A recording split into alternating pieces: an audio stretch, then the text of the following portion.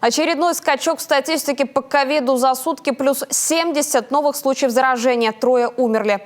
Это официальная информация Управления Роспотребнадзора по Коми. Наибольший прирост за сутки в Сыктывкаре и Ухте. Все инфицированные под наблюдением врачей, им оказывается помощь всего же. На лечении сейчас 1515 человек. За весь период в Коми от новой коронавирусной инфекции погиб 971 человек. Единственный возможный способ остановить вирус – это массовая вакцинация. Для коллективного иммунитета должно привиться не менее 60% населения.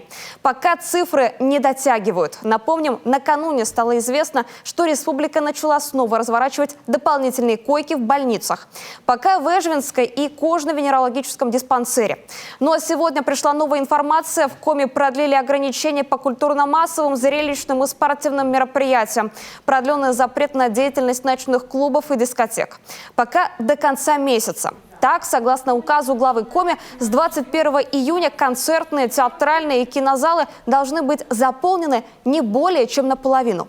Работодателям рекомендовано перевести 30% работников, а также людей старше 65 лет на дистанционный режим работы.